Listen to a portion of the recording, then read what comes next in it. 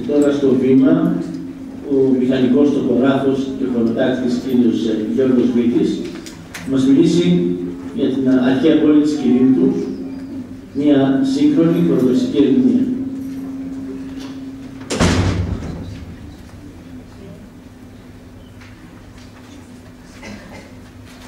Καλησπέρα και από μένα.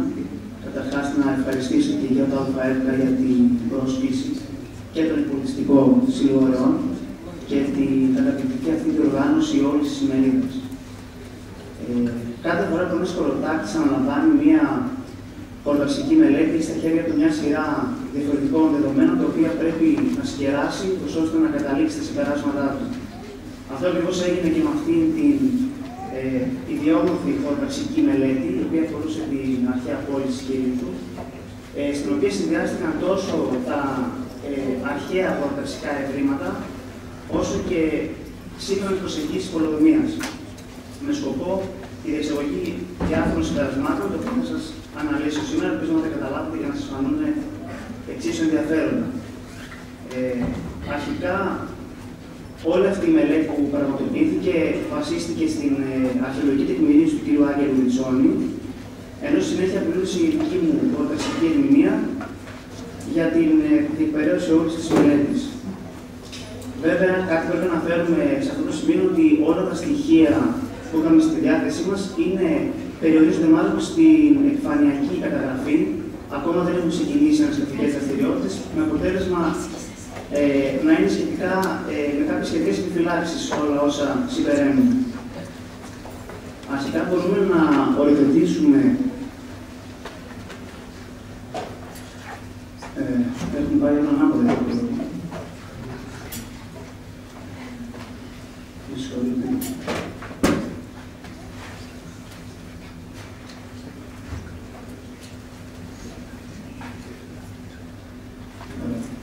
Αρχικά μπορούμε να υιοθετήσουμε την ακριβή θέση γεωγραφικά της αρχαίας πόλης της Κυρίνθου. Αυτή, όπως βλέπουμε και στο χάρτη, βρίσκεται στο βόρειο άκρο της νήσου Ευβοίας, στο ανατολικό της τμήμα, εξ επαφής με το Αιγαίο.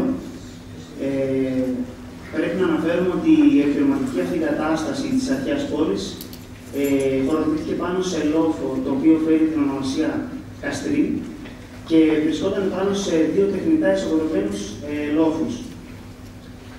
Επίσης, παρουσίαζε εγκύτητα με την κοιλάδα δίπλα στις εγκολές του ποταμού Βούδρου, για την οποία υπάρχουν ιστορικές αναφορές ότι ήταν αρκετά παραγωγική τόσο σε κτηνοτροφία όσο και στην εκμετάλλευση ιδιωτική της. Η πόλη κατοικήθηκε από τους πρωτογεωμετρικούς χρόνους μέχρι τους ελληνιστικούς χρόνους, ενώ σχετικά με τις τύχες της οδέωρνης μας πληροφορεί για τους ορκούς και ψελίδες που την κατέστρεψαν. Το σημείο είναι επίσης πως η πόλη κατοικήθηκε σε όλες τις φάσεις της, εκτός από την βυζαντινή περίοδο. Η οριστική κατάληψη της πόλης επήλθε στο τέλος της ύστερης αρχαιότητας. Σε αυτό το σημείο μπορούμε να δούμε την αποτύπωση σχεδιαστική της αρχαίας πόλης. Αυτή για να αναρτηθεί στο πίσω μέρος της αίθουσας, ίσως κάποιοι την είδατε ήδη. Βασικά, σε αυτή την αποτύπωση μπορούμε να παρατηρήσουμε περιμετρικά της πόλης τα οχυρωματικά έργα, τείχη, αναλύματα και πύργους. Και στο εσωτερικό της, φυσικά, μπορούμε να δούμε το κεντρικό ληστικό πλέγμα, αυτό που θα μας απασχολήσει και περισσότερο για σήμερα.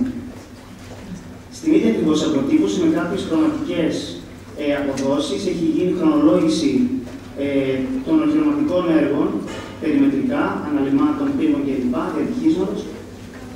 Και ίσως πιο σημαντικό για την παρούσα μελέτη είναι η απεικόνιση των τριών διαγραμμάτων στο κέντρο, κεντρικό οικιστικό πλέγμα στη μέση, ανατολικό και δυτικό.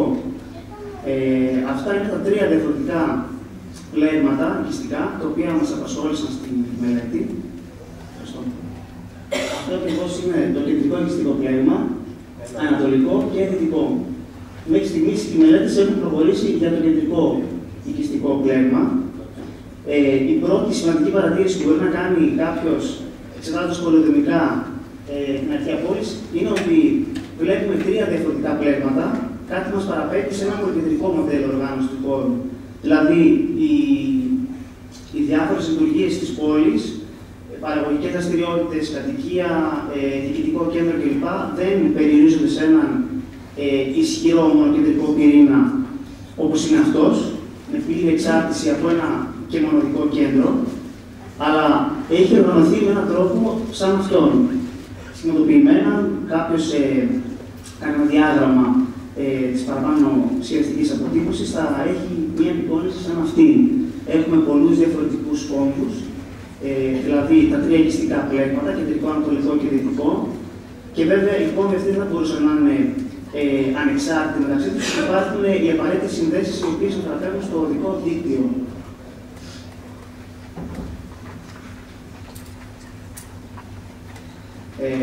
Κάτι πολύ σημαντικό επίσης πρέπει να αναφέρω είναι πως αυτός ο τρόπος, η πολυκεντρικότητα ή αλλιώς διάχυτη ανάπτυξη, όπως αναφέρεται στη σύγχρονη πολεοδομία, είναι ένας τρόπος οργάνωσης που διχάζει τους πολεοδόμους. Δηλαδή, τι είναι καλύτερο, ποιος τρόπος είναι πιο αποδοτικός για μια πόλη να οργανωθεί, μονοκεντρικά ή πολυκεντρικά. Οι πολεοδόμοι σήμερα θέλουν να καταλήγουν πιο πολύ στο πολυκεντρικό μοντέλο οργάνωσης μιας πόλης, αυτό δηλαδή που είχαν υιοθετήσει και η αρχή κυρίαρχη πολεοδόμοι.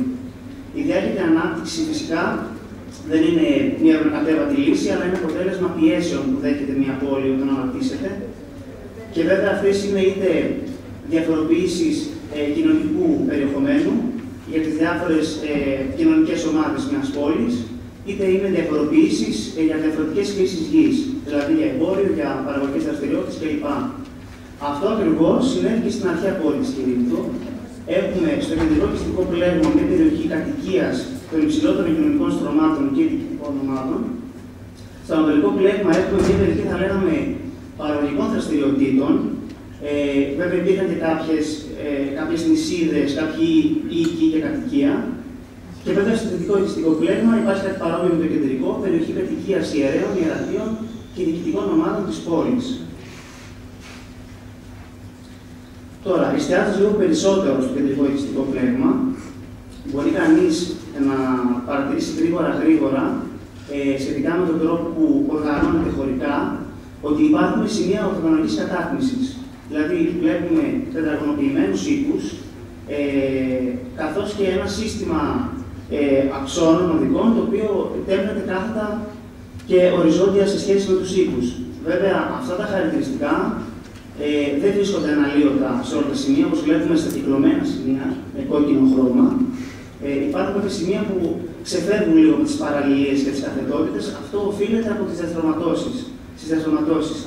Επειδή, όπως σας είπα και πριν, οι μελέτες βρίσκονται καθαρά ακόμα σε επιφανειακό επίπεδο, τα τελευταία δείγματα είναι αυτά. Όταν σκαφτούν, αυτή η περιοχή από κάτω, ίσως εμφανιστούν στοιχεία αρκετά πιο καθετοποιημένα, που θα είναι πλέον αρκετά πιο ξεκάθαρο το καθετοποιημένο σύστημα ρημοτόμησης. Αυτό φυσικά μας παραπέμπει που αλλού στο υποδάμιο σύστημα. Μια πιο ξεκάθαρη από το υποδάμιο συστήματος, για να γίνει πιο κατανοητό. Το υποδάμιο σύστημα δεν ήταν κάποιο στοιχείο τρόπος οργάνωσης του χώρου και μιας πόλης. Προέβλεπε πάρα πολλά πράγματα, μεταξύ των οποίων ήταν σχεδιασμός υδροδότησης της πόλης, καθώς και στραγγίσεων των όμβριων υδάτων. Επίσης, προέβλεπε τη χωροθέτηση των πιο σημαντικών κτηρίων σε περίπτωτες θέσεις, καθώς και ολόκληρης της πόλης σε σημεία πολύ σημαντικά που θα εξασφάλισαν τόσο τη λειτουργικότητά της, την πρόσβασή της, όσο και την άμυνά της αντίστοιχα. Το πιο σημαντικό πρέπει να αναφέρουμε το υποδάμιο σύστημα, αναφορικά και με την συγκεκριμένη μελέτη, είναι ότι αυτό το μοντέλο που υιοθέτησαν οι κυρίθμοι χωροτάκτες είναι ακριβώς το ίδιο μοντέλο που υιοθέτησαν σύγχρονοι χωροτάκτες και πολεοδόμοι, με πιο χαρακτηριστικό το παράδειγμα της Νέας Υόρκης.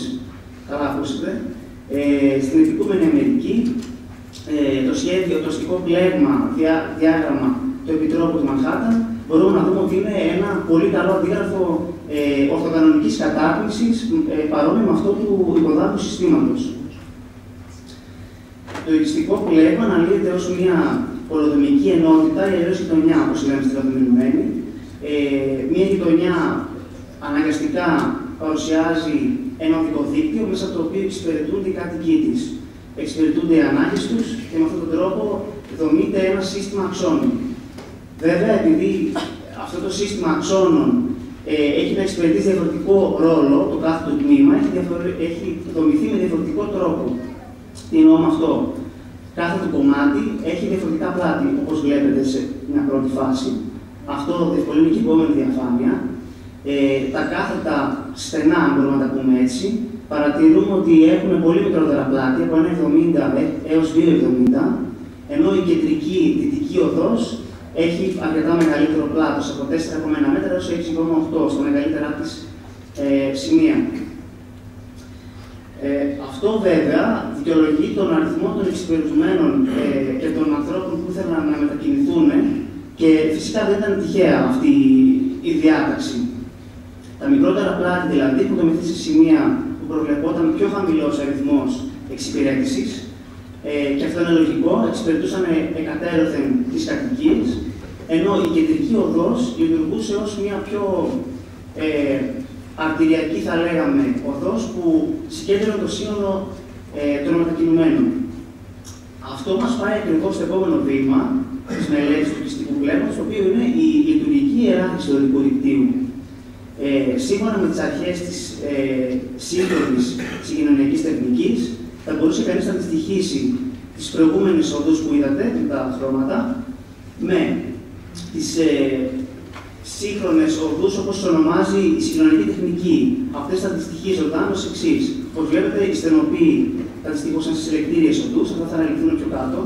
Η νότια οδός ως δευτερεύουσα αρτηρία και η δυτική οδός ως πρωτεύουσα αρτηρία. Εδώ ακριβώς βλέπουμε αυτή την αντιστοίχηση από το προηγούμενο σχέδιο σε αυτήν την αντιστοίχηση που συλλέγει τώρα. Και φυσικά αυτό θα γίνει ακόμα πιο κατανοητό με αυτές τις κατευθύνσεις, με αυτές τις ροές. Να σας εξηγήσω λίγο τι ακριβώς είναι οι συλλεκτήριες και τι είναι οι αρτηρίες. Οι συλλεκτήριες οδοί είχαν τον ρόλο σύνδεσης μεταξύ ενός πολύ σημαντικού δρόμου, καλή ώρα δυτική οδός, που είναι η κεντρική οδός του πλέγματος, και σημείων χαμηλότερης εξυπηρέτησης, δηλαδή για την περίπτωσή μας θα λέγαμε τους οίκους. Ακριβώς αυτό ήταν ο ρόλος, συλλέγανε τον κόσμο από τους οίκους και τους διοχέτευαν καθέτος είτε στη δυτική οδό,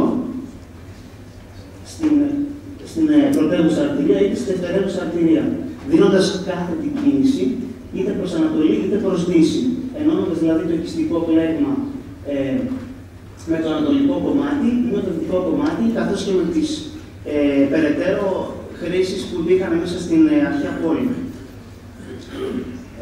Βέβαια, με τη σειρά της η πρωτεύουσα αρτηρία και η δευτερεύουσα, όπως σας είπα, συνέλεγαν όλο τον αριθμό των μετακινουμένων και τους διοχέτευαν εκτός του οικιστικού πλέγματος αυτού.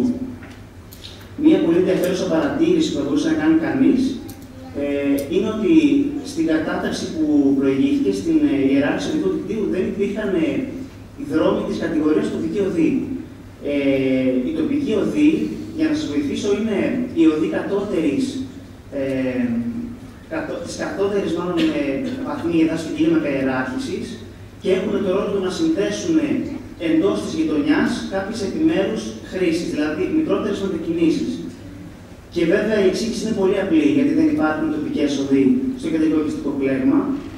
Γιατί αυτό παρατηρούμε ότι έχει μικρό βαθμό χωρικής εξάπλωσης, είναι σχετικά περιορισμένο και σε συνδυασμό βέβαια με την πολυκεντρικότητα που είπαμε στην αρχή, δεν υπήρχε τόσο ανάγκη για μετακίνηση μέσα στο οικιστικό πλέγμα, δηλαδή για ενδοαστικές θα λέγαμε μετακινήσεις, αλλά περισσότερο για να συνδεθούν τα επιμέρους οικιστικά πλέγματα.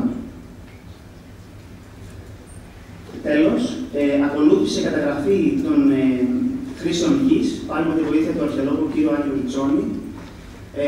Έχουμε χωρίσει σε δύο χάρτες της χρήσης γης. Εντοπίστηκαν σε αυτόν τον πρώτο χάρτη οι χρήσεις οίκων, ανδρώνων και τετυχίσματος, καθώς και σε κάποια σημεία έχουν χαραχτεί ενδεικτικά κάποιες υποψίες εικόνες για θύρες. Και σε αυτό το χάρτη παρουσιάζεται το σύνολο των υπόλοιπων χρήσεων γης, που είναι αυτές που βλέπετε από Έθριο, Ιστόνες, Εργαστήρια, Λουτρά, τα πάντα.